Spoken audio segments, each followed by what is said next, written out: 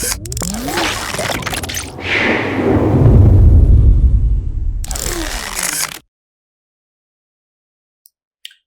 guys, this is OJ here. Welcome to another edition of Crypto Corner. A few people were asking me this week about Bitcoin fees, so I decided to dedicate this video to fees and mainly how to minimize, how to lower the fee that you are paying when you're sending Bitcoin. Now, this is not going to be for each wallet because certain wallets only allow you to change your fee, to customize your fee. Other wallets have set fees and you can't edit them. So you will need to be using a wallet that is allowing you to customize your fee. But first, why are the fees there and why are they different? Why do they go high? Sometimes they are quite expensive, sometimes they are lower. And this is to do with the fact that for each block that is being mined, there's a number of transactions that are going on that block, and the miners who approve these transactions, they charge the fee. They make money from getting these fees. This is one of the earning potentials of Bitcoin. This is one of the reasons why people are mining Bitcoin. So this is the average chart of the historical transactions of the average fees per Bitcoin. And we can see that towards December and January of this year, December of last year, January 2018, these 2 months were the high of the fees. This was literally the all-time high of average transaction fees per Bitcoin. Per transaction, they were reaching around $50-60 in December and January, and that was crazy. This was really high because the main reason for people to get involved with Bitcoin in the first place was the fact that the fees were very low. For many people, not everyone, but many people got involved with Bitcoin, including myself, because of very low transaction fees when you're transacting money abroad, international, and all of these transactions are usually expensive when you're dealing with banks or the alternatives like MoneyGram, Western Union, all of these. So one of the main reasons for many people was the low fees, and fees of Bitcoin just a couple of years ago used to be around 3 cents. At some point they became 30 cents, 32. And that was just a couple of years ago. And then from that point on, they started growing. And last year, most of the year, we were paying fees around $5, $6, $7 per Bitcoin, 20 at a time, and then back to 5, 6, 7. And then from November, it started, first of all, we were in a bubble. This was at the height of the bubble of the whole crypto and Bitcoin in particular. So too many transactions, too many people trying to buy Bitcoin, a lot of traders doing a lot of trades, of course, as well on a daily basis and everything. So a lot of transactions needed to be approved. And when you have a big backlog of transactions, when there's a lot of transactions waiting in the main mempool where they're waiting before they get picked up by miners, that creates a competition. So you have now a lot of transactions that are competing to be approved, and the miners can pick up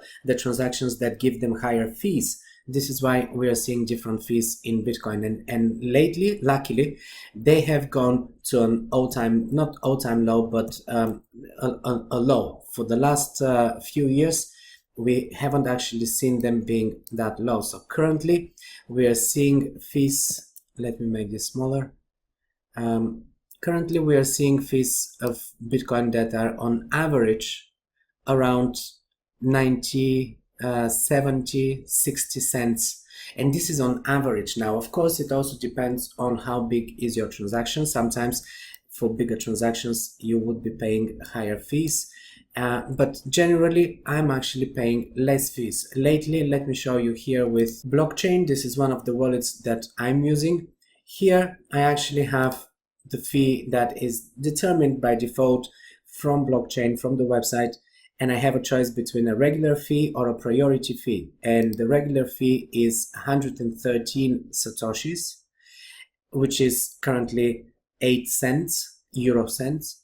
Or I can go for a priority where I'm paying 21 cents. I can also customize my fee.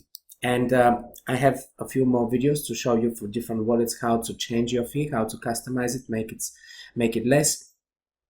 But this is generally how it works. You go to customize fee, wherever it is that option on your screen in whichever wallet you're using, And then you can choose how many Satoshis per byte to pay for that transaction.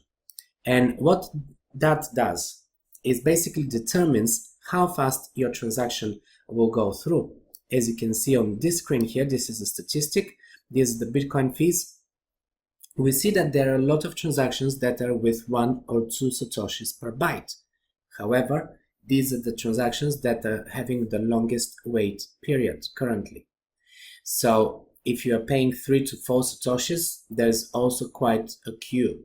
And 5 and 6 Satoshis, because this is by default, by most wallets, this is determined as the low priority fee. We're also seeing quite a big queue. So all of these are the transactions that are taking the longest time to process. If you want your transaction to be processed faster, then you can select anywhere between 7 to 12 Satoshis, and that will definitely make it faster. And if you need it super fast, you can of course go higher. And in times when there is a big backlog of transactions, there's a big queue, then people are going for higher and higher amounts. They sometimes go up to a few hundred Satoshis. We see here there are transactions with more than 100 Satoshi per byte. You can even go to like 200-300 Satoshis per byte. So this is what blockchain is doing here. They have they're saying priority is 13 Satoshi per byte, regular is 5 Satoshi per byte. You can choose here 20 if you want, or you can choose 5. So this is how you do it if you want to be changing the transaction fee that you are paying. Now there is also a website here for people who have already made a transaction and they've selected a really low amount of a fee, and that transaction is now pending for hours, maybe days, and you're worried what's going to happen, what can you do? In that circumstance, you can actually go to btc.com. They have a service called pushText. It's a pushtextbtc.com. I'm going to have the link below the video so you can grab it from there. Here you can enter the transaction hash of the transaction that you've made and that you're waiting and it's pending and it's not going through.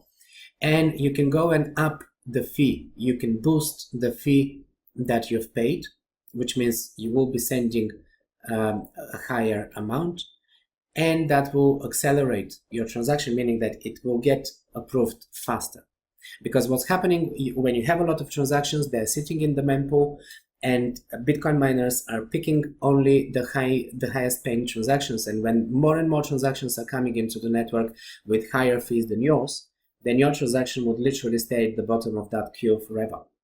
And currently we don't have that issue. Currently you don't have to worry. Right now it's July, so if you're watching this video later on, I can't promise that this will be the case, but we've seen that SegWit addresses are really helping.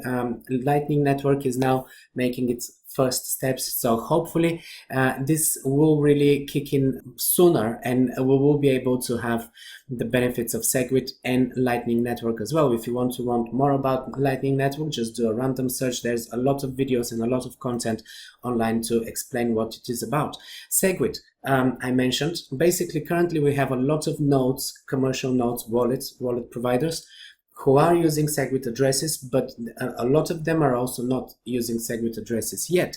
Blockchain, which I just gave an example with, is still not migrated to SegWit. They're using a legacy address, which means that the address starts with a 1, and this is the main difference. So one thing that one thing that you can do if you want to have lower fees for transactions is you can be using a wallet that offers a SegWit address. SegWit addresses start with 3. So this is how you can recognize a SegWit address.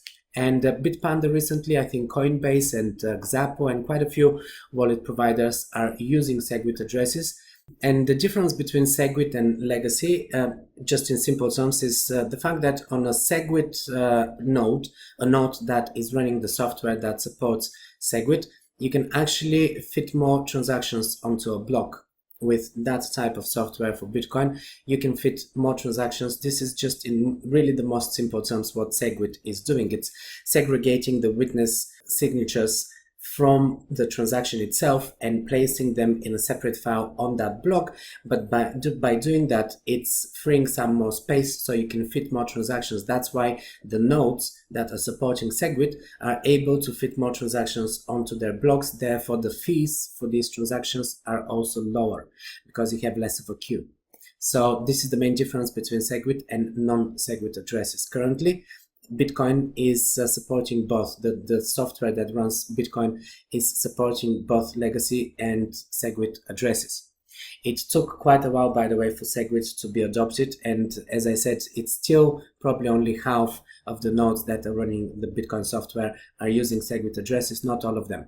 And it's also to do with the Lightning Network, because SegWit is really opening the way for Lightning Network to kick in, which is a separate layer. Lightning Network is just a network on top of the Bitcoin protocol that will allow for transactions to happen and to be able to execute multiple transactions without sending each of them to the blockchain, without each of these transactions being recorded to the blockchain. But you can do multiple transactions, and then at the end of the day or whenever you decide, you can just close the channel. You can say, we're ready with all of this transacting now. We can just send one transaction which is the result of all of these transactions to the blockchain, and only broadcast one transaction instead of 100 or instead of 50 transactions or something like that.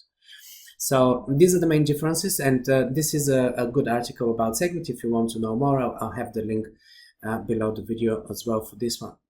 So the process is quite simple. As I said, there are quite a few wallets that offer the option to change your fee manually and select how many Satoshis you want to be paying per byte. The most popular wallets that are offering this option are the Ledger Nano S, Trezor, Blockchain, Coinomi, and Jax is also offering that, Electrum, and the Mycelium wallet, which is one of the oldest wallets. All of these, and there's also more wallets, but I already have a few videos for some of these wallets, so have a look at the screen right now. You will see them displayed here, and you can check them out. You can see how easy it is for each of these wallets if you're using them.